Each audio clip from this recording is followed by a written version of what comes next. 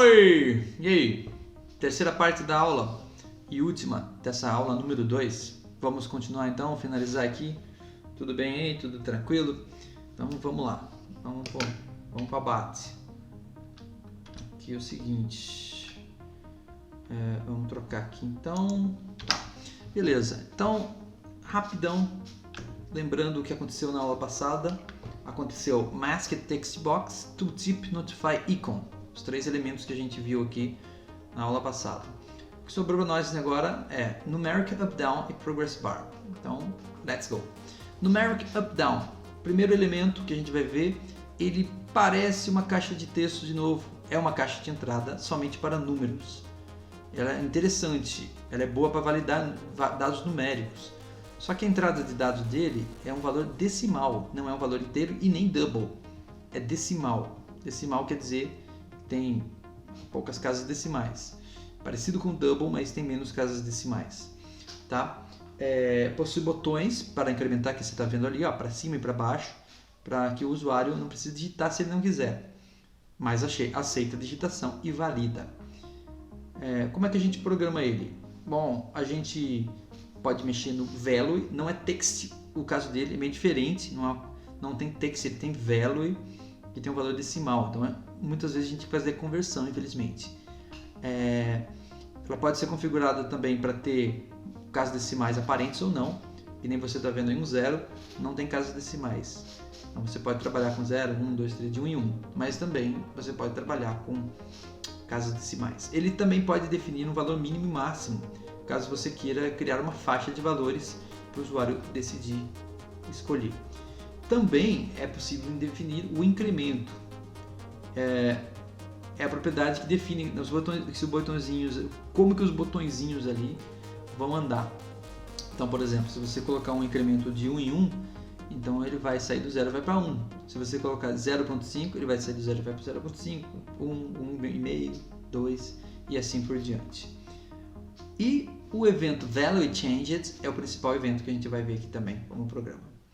Certo? Nesse exemplo que nós vamos fazer agora, nós vamos usar o evento Load para colocar um valor inicial, incremento mínimo e máximo, valor mínimo e máximo no Numeric Up Down. Tá? Então a gente vai fazer pela linha de comando porque é mais interessante. Nós também vamos programar o evento Value Changed para calcular um pacote turístico. Em cada mudança da quantidade de pessoas no pacote mostramos um valor. Certo? Então nesse exemplo não vamos usar casas decimais, por isso tem um atributo chamado Decimal Places que a gente vai colocar como 0. Então vamos alternar lá. Vamos alternar para o Visual Studio. Let's go! Visual Studio, aí está. Então é o mesmo projetinho da aula passada, né? Então eu estou agendando aqui uma viagem, né? Data, horário, calendário, início e fim da viagem, assim por diante. Aí eu vou puxar aqui, deixa eu ver aqui, e vou colocar um Numeric Up Down aqui mesmo. Aqui, ó. O que aconteceu que está travado isso aqui. Só um segundinho, tá? Vamos abrir de novo aqui. E tudo bem. Aí tá aqui e aqui eu vou colocar um Numeric Up Down. Numeric Up Down. Nude. Vou mudar o nome dele para Nude.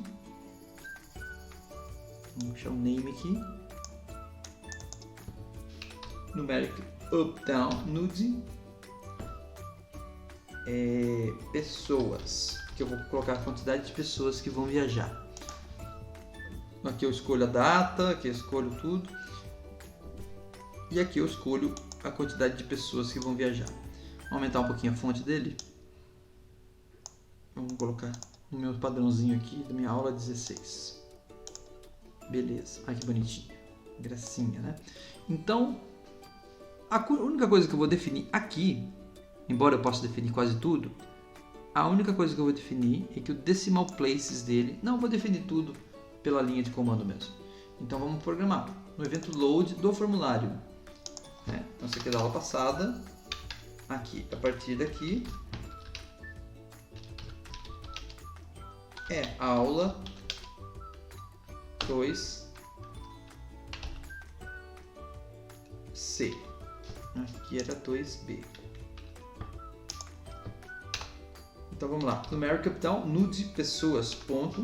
Vamos começar a definir um valor. Value.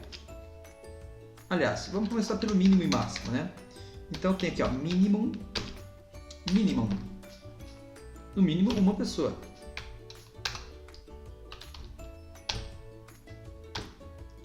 Máximo. No máximo 10. Uma viagem com de 1 a 10 pessoas. Certo? 0 não vale nenhum valor acima nem abaixo disso. Vamos já colocar também um padrão aqui, então. O padrão de pessoas, que é o value, começa com 1. E quando a pessoa digitar para cima e para baixo, vai incrementar quantos? De 1 em 1 também. Então eu coloco nude pessoas ponto increment. Increment igual a 1. Pronto, então quando eu apertar os botõezinhos ele vai andar de 1 em 1. Lembrando que eu coloquei tudo assim, mas esses números são todos decimais, tá? Então eu poderia colocar, por exemplo, aqui, mínimo 0.5, algo assim, todos números fracionários, certo? Outra coisa, para que não apareça os números decimais, que eu não quero trabalhar com eles, então eu vou colocar aqui o nude pessoas e vou usar o atributo decimal places. Quantos decimal places? Nenhuma casa decimal. Muito bem. Agora, se eu executar isso aqui, ele vai ter esse comportamento que eu acabei de programar. Ah lá, tá lá. Já está no 1. Tento baixar, não vai. Tento subir, vai, mas vai até o 10. Interessante que eu posso digitar aqui também. Então, eu posso digitar aqui, ó. Tá valendo. E se eu digitar 12, aí ele vai para 10. Se eu digitar menos 8, aí ele vai para 1. Então ele não permite, ele vai ajustar entre os valores que eu quero. E se eu digitar, ó, isso aqui é interessante, ó. E se eu digitar 4.5, vai para 10. E se eu digitar 4,5, vai para 5. Mas não é 5 que está gravado aqui. Tome cuidado. Ele está arredondando, porque eu tirei as casas decimais. Mas o valor que está guardado aqui dentro é 4,5. Então, isso é um detalhe importante. E a partir do momento que eu incremento, ele não incrementa para 5,5, 6,5. Ele incrementa para o valor cheio. Aliás, ele vai incrementar 1 acima. Então, tem que tomar esse cuidado também. Embora o usuário possa digitar, eu não trabalho com casas decimais. Ok? Muito bom. Excelente. Agora, como é que eu capturo o valor dele? E como é que eu uso isso daqui? Eu vou querer usar para fazer um cálculo. Então, eu vou usar o evento, que é dois cliques, Value Changes. Cada vez que o valor mudar, eu quero fazer um cálculo aqui, para calcular quantas pessoas e o valor por viagem. Tá? Então é um cálculo simples, eu vou usar uma label aqui para colocar o valor. Então para isso vamos inserir uma label também. Então só um momentinho, para a gente retornar aqui. Um detalhe que eu queria mostrar para vocês aqui na apresentação, como é que deve ficar aqui a nossa ideia. Eu preciso de uma label, né? Eu não tinha esquecido de colocar isso aí. Eu não mostrei para vocês, mas eu quero colocar uma label, e aí nessa label eu vou no Value Change, eu vou fazer um cálculo aqui, tá? Então vamos fazer isso. Então. Visual Studio, vai para cá e pega uma label, vamos copiar aqui, colocar aqui, vou chamar ela de label valor. LB valor. Muito bem, então agora sim. Agora quando o valor mudar, o que eu vou fazer? LB valor. Eita. LB. valor.text vai receber R cifrãozinho espaço mais. Agora eu vou fazer uma conta. Então eu vou pegar o numeric updown pessoas.value e vou multiplicar por um valor de passagem por pessoa. O que eu sugeri aqui? Deixa eu ver. Eu sugeri que 590,90 centavos. 590,90. Assim. Aí deu um errinho aqui, né? Por quê? Tá misturando tudo aqui. Ó, o erro que ele está dando é que eu não posso usar multiplicação entre valores decimal e double. Então, esse cara aqui é double. Esse cara é decimal. Se fosse inteiro aqui, até daria. Mas como ele tem 590,90, então eu tenho que fazer alguma conversão aqui. A conversão mais adequada é transformar esse cara em double. Então, eu uso esse modelo aqui, ó, casting. Isso chama casting. Eu forço o decimal a virar double, porque não dá para forçar o double a virar decimal, tá? Então eu faço isso. Beleza, aí deu certo. Ainda assim, tá faltando aqui, ó, você der um ponto e vírgula aqui, vai dar certo, mas pode ficar feio. Pode ficar feio. Pode ser que dê mais casas decimais. Pode ser que esse 590 multiplicado por esse valor dê um número enorme de casas decimais. Como é que eu faço para dar uma forçada nele para que isso aqui tudo fique com 2 casas decimais só? Eu posso fazer uma formataçãozinha aqui, ó. Então eu venho aqui, depois desse parênteses aqui, e coloco um ponto toString. Ó, talvez você não sabia, mas o toString ele tem um esquema de formatação dentro dele. Então você pode, entre aspas, colocar uma formatação. Se eu colocar 0.00, eu estou dizendo para ele que eu quero números antes da casa decimal e 2 números depois da casa decimal. Antes da casa decimal não tem definido, mas depois eu quero que apareça só 2 números. Então isso é interessante. Aí eu vou forçar ele a aparecer do jeito que eu quero. Então vamos lá, vamos ver se dá certo. Olha lá, 590,90. Muda para 2, 1181. E aí vai, ó. Olha que bonitinho. Legal, né? E aí tá funcionando. Perfeito. Certo? Tem segredo não, né? Numeric updown. Tem segredo não, né? Bem tranquilo, simples para trabalhar. Vamos tocar o barco então. Próximo elemento, o último desse conjunto de aulas aqui. Então você está vendo agora aí mais os detalhes desse código que eu acabei de fazer. Mesma coisa. Agora a gente vai ver o Progress Bar para finalizar. Progress Bar é esse bagulhinho verdinho aí. Não tente mudar a cor, não muda. É uma barra horizontal que representa graficamente o progresso de algum processamento. A caixinha falou comigo. Bom, dá para usar ela de muitas maneiras. Ela pode ser programada com incrementos uniformes ou não.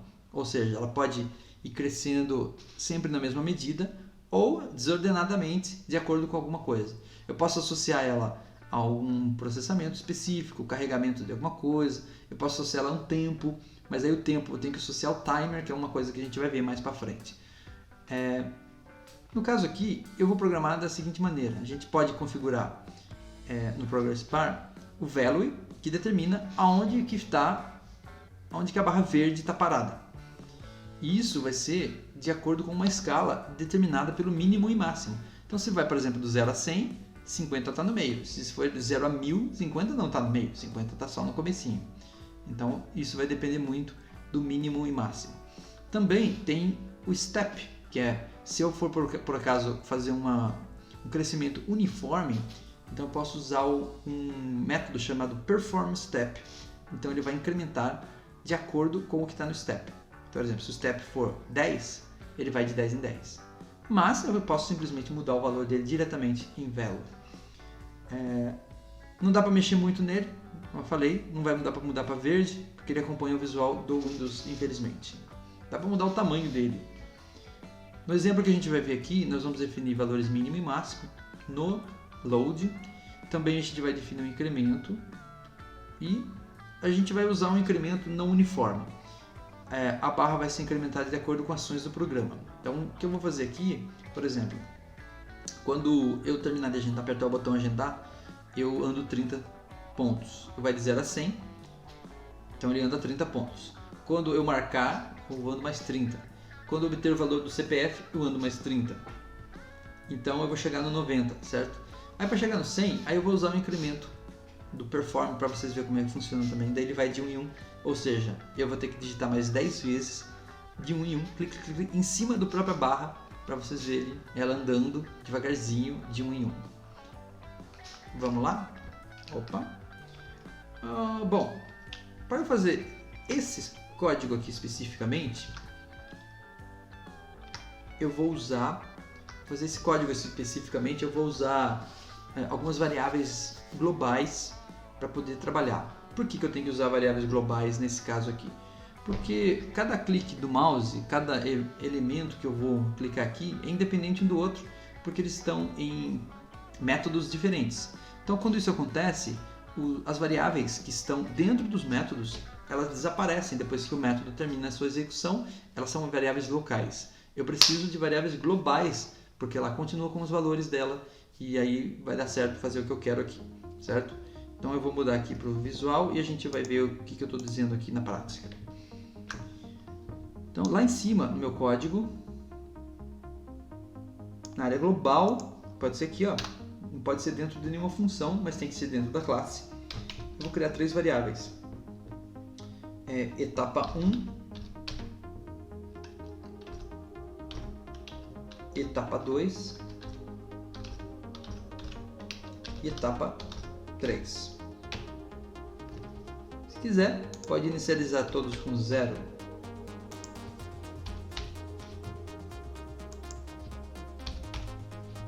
Tá aí, etapa 1, etapa 2, etapa 3, são variáveis globais. Aí o que vai acontecer? O que eu quero fazer aqui? Vou colocar um progress bar.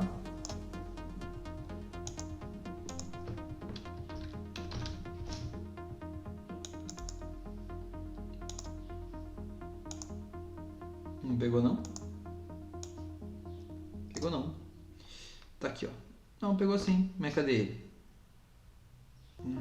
Tá aqui, ó. Escondidinho aqui. Dá uma esticadinha nele aqui, ó. Olha que bonitão que vai ficar. Vou pegar quase tudo aqui, ó. Quase a janela inteira. E aí depois a gente vai definir algumas coisas para ele. No evento load, por exemplo, ele vai de quanto até quanto, qual é o valor inicial, qual é o incremento. Então é o que eu vou fazer agora. No evento load aqui. Eu não mudei o nome do progress bar, então tá progress bar 1 mesmo. Ponto. Primeiro, mínimo. Começa do 0. Progress bar 1, ponto maximum. Vai até o 100. Progress bar 1, ponto value. O valor atual é 0. Progress bar 1, ponto increment. Deu para perceber que dá para associar uma coisa na outra, né? O numeric up down poderia até estar associado a um progress bar, como se fosse um volume. A diferença, que aqui não é increment, aqui é outra coisa, aqui é step. Bom, outra coisa importante é que esse step é inteiro, tá? Não é decimal. E os valores aqui também são todos inteiros. Muito bem, então eu já configurei o meu progress bar. Ele vai andar conforme a minha necessidade. Só um segundinho aqui que eu tenho que colocar meus baterias. Desculpa aí, estava acabando a bateria do Note. Enfim, é isso aí. E aí o que vai acontecer? Vai começar desse jeito, ó, zerado. Quando eu agendar, dá 2 cliques aqui. Quando eu agendar, eu quero andar um pouquinho, quero andar 30. Então o que eu faço? Progress bar value. Vamos mexer com o value dele igual. Eu não vou usar o incrementar para incrementar 30, porque depois eu não consigo tirar se caso eu fizer em ordens erradas, em ordens diferentes. Ou eu clicar 2 vezes. Imagine que o usuário de repente vai lá e 2 vezes ele clica em agendar. Aí ele vai andar 60. Não faz sentido.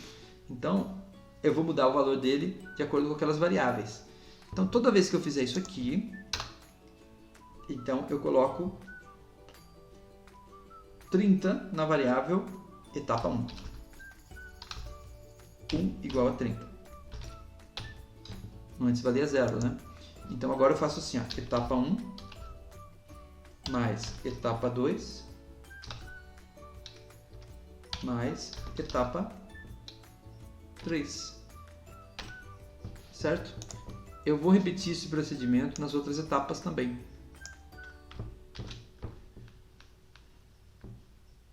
Aí vai dar certo. Então quando eu agendar aqui, mesma coisa, marcar, né? Vou marcar outra agendar. Então aqui já é etapa 2, ó. Etapa 2. Aí ele vai andar mais 30. Aí ele soma de novo. Se eu tiver andado de novo, não vai acontecer. Isso vai garantir que nunca vou somar errado. E a etapa 3 é obter o CPF. Aí eu coloquei a etapa 3, anda mais 30. E aí ele soma de novo. Então isso vai funcionar, quer ver? Vamos ver? Ó, tá zerado. Vou agendar aqui, ó. Uou, andou um pouquinho. Ó, se eu clicar de novo, ó, não sai do lugar. Aqui, vou agendar mais um pouco. Opa, olha lá, andou mais um pouquinho. E aí? CPF andou mais um pouquinho.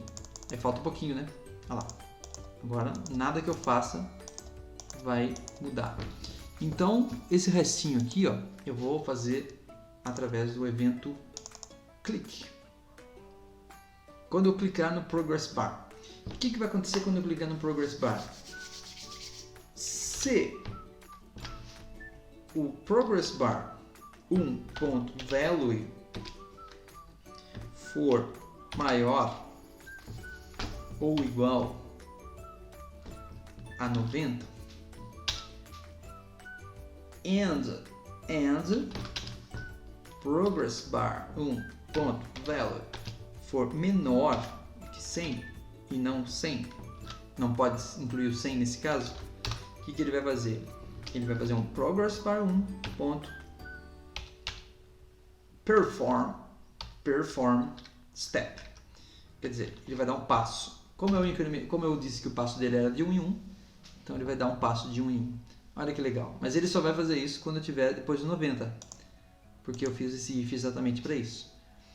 Então tá aqui, ó. Posso clicar aqui à vontade, não acontece nada. Mas se eu agendar e obter, agora sim, ó. Olha lá, tá andando, ó. Aí, completei minhas ações. Legal, né? Então o Progress Bar pode ser programado de várias formas. E essa foi algumas delas. Da hora, né? É isso aí. Acho que a gente está chegando ao fim desse conjunto de aulas aí, né? Deixa eu só ver aqui se é isso mesmo. Acho que é isso mesmo. Estamos chegando ao fim do nosso conjunto de aulinhas aí. E aí, qual que seria o próximo passo, né? Então vamos ver aqui. Aqui é o código que você acabou de ver agora. Né? Tem vários aqui, né? Eu programei desde as variáveis que eu iniciei, o load para configurar a Progress Bar, no agendamento, no marcar, no obter e também no click do Progress Bar Perform Step. Próximos passos. Bom, nós vimos então vários componentes nessas aulas aqui que foram úteis, que serão úteis para softwares comerciais. A gente precisa treinar um pouco, usar, ver outros recursos desses mesmos objetos aí. Eu aconselho vocês a serem autodidata e aprenderem mais sobre eles cada vez mais por treinarem, por fazerem softwares na sua casa. Para a próxima aula nós vamos começar a mexer com preparar um ambiente para receber dados de banco de dados. Então a coisa vai começar a engrossar um pouco aí, tá? Então uma vez que eu já sei brincar legal aí com a tela, eu preciso começar a carregar ela e também gravar tudo mais com banco de dados, começar a gravar, persistir os dados. Então a gente vai começar a trabalhar com isso daí. Será interessante, ok? Então o que nós temos para dizer é que valeu, é isso aí, nós estamos chegando ao nosso final da aula. Agradeço sua atenção e sua paciência. Tchau!